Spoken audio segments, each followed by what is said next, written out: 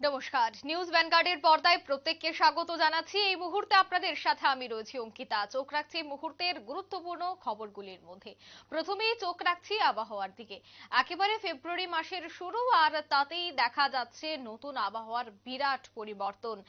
একেবারে দেখা যাচ্ছে বছরের শুরু থেকেই বিভিন্ন জায়গায় ঘূর্ণাবর্ত, নিম্নচাপ, উচ্চচাপ, যার ফলে অকাল বৃষ্টির সম্ভাবনা গোটা দেশ জুড়ে। অন্যদিকে একেবারে ভারত লাগোয়া যে সমস্ত দেশ রয়েছে, বাংলাদেশ, পাকিস্তান, সেখানেও ঘূর্ণাবর্তের তৈরি।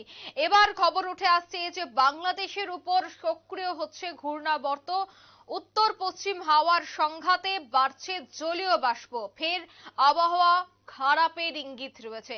সেই বিষয়টা নিয়ে আমি বিস্তারিত জানবো। টেলিফোন লাইনে রয়েছে নিউজ ভ্যানগার্ড প্রতিনিধি সুপ্রীতি মুখার্জি। সুপ্রীতি, বাংলাদেশের উপর এই মুহূর্তে অনেকটাই সক্রিয় হচ্ছে ঘূর্ণাবর্ত, তার ফলে আবহাওয়া বা হাওয়া অফিসের কি ইঙ্গিত, হাওয়া অফিস কি জানাচ্ছে যে এই ঘূর্ণাবর্তের কতটা প্রভাব গোটা দেশ বা আমাদের রাজ্যে পড়ছে? অঙ্কিতা, মাঘ মাস শেষ হতে কিন্তু এখনো বেশ কিছুদিন বাকি রয়েছে, কিন্তু তার আগেই রাজ্যে শীত কি পাকাপাকি ভাবে বিদায় নিয়েছে এই প্রশ্ন এক প্রকার যেমন ঘুরপাক খাচ্ছে সকলের মধ্যে। কারণ একেবারেই শীত নেই বললেই চলে। সেই জায়গাতে দাঁড়িয়ে হাওয়া অফিসও কিন্তু তেমনই ইঙ্গিত দিচ্ছে। তবে শীতের ক্ষেত্রে আর তেমন ভাবে তাপমাত্রা কমার কোনো পূর্বাভাস দেওয়া হয়নি হাওয়া অফিসের পক্ষ থেকে, এবং অন্যদিকে বৃষ্টি হতে পারে সেই পূর্বাভাসই কিন্তু মিলছে। দেখো, গত সপ্তাহ আমরা দেখেছিলাম বৃষ্টির পূর্বাভাস ছিল, সেই অনুযায়ী বুধ বৃহস্পতিতে রাজ্যেও বৃষ্টি হয়েছে, তারপরে একটু একটু করে আবহাওয়ার উন্নতি হয়েছে। কিন্তু আজকে সোমবার ফের হাওয়া অফিস যেমনটা জানাচ্ছে যে বাংলাদেশের ওপর এই মুহূর্তে একটি ঘূর্ণাবর্ত রয়েছে, যেটা অত্যন্ত সক্রিয় ভাবে রয়েছে। ঘূর্ণাবর্ত থাকার কারণে কি হচ্ছে না, এই যে হাওয়ার ক্ষেত্রে একটা বিরাট বড় পরিবর্তন লক্ষ্য করা যাচ্ছে। উত্তর পশ্চিম হাওয়ার সঙ্গে সংঘাত বাড়ছে, আর এই উত্তর পশ্চিম হাওয়ার সংঘাত বাড়ার ফলে কি হচ্ছে না, বাতাসে প্রচুর পরিমাণে জলীয় বাষ্প ঢুকছে।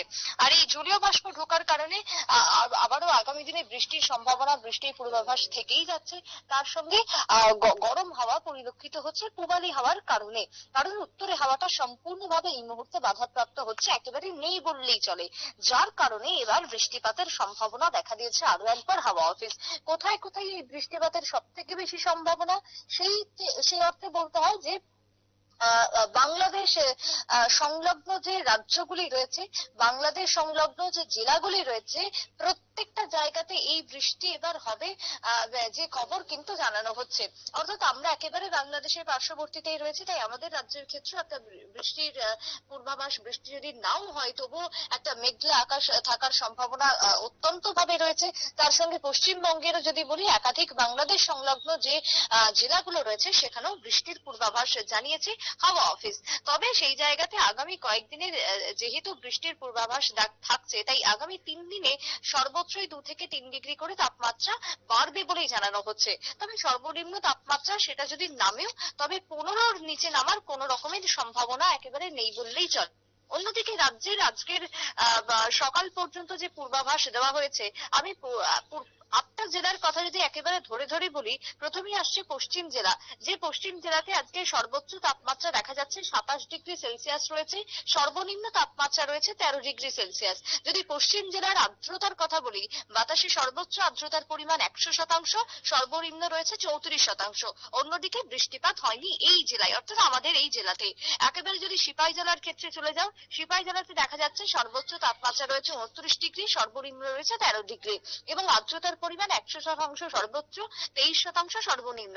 বৃষ্টি হয়নি সিপাহী জেলাতেও। খোয়াইয়ের কথা যদি বলি, খোয়াই জেলাতেও এই মুহূর্তে 28 ডিগ্রি সেলসিয়াস রয়েছে সর্বোচ্চ তাপমাত্রা, সর্বনিম্ন 15 ডিগ্রি, এবং সেই জায়গাতে খোয়াইয়ে যে তাপমাত্রা সেটার কিছুটা কম, অর্থাৎ 86% তাপমাত্রা সর্বোচ্চ, দুঃখিত, আর্দ্রতা পরিলক্ষিত হচ্ছে। গোমতীর কথাও যদি বলি, গোমতীতে 28 ডিগ্রি সর্বোচ্চ তাপমাত্রা, সর্বনিম্ন রয়েছে 13 ডিগ্রি সেলসিয়াস, এবং আর্দ্রতার পরিমাণ রয়েছে 84%। সর্বোচ্চ আর্দ্রতা, সর্বনিম্ন সেখানে এখনো পর্যন্ত রেকর্ড হয়নি।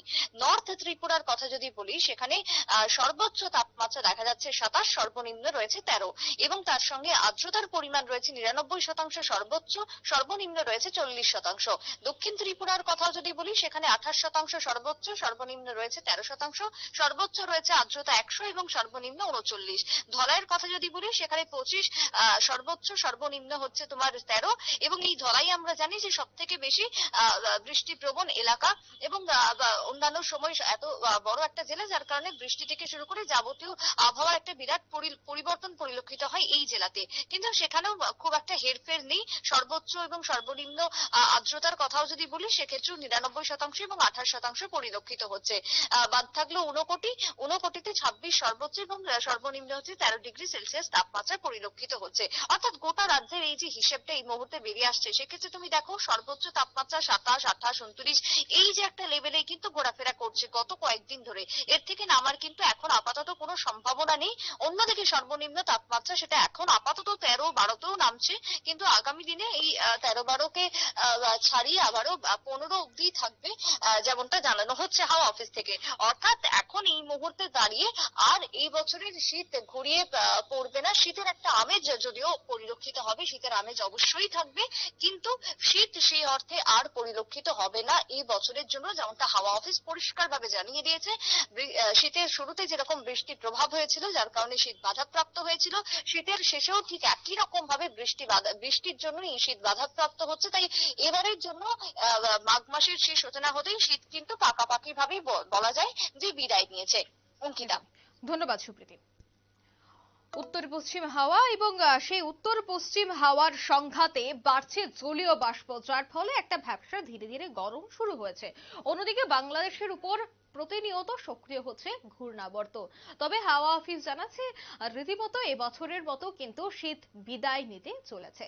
নিয়ে নিশ্চিত একটি বিজ্ঞাপন বিরতির সঙ্গে থাকুন।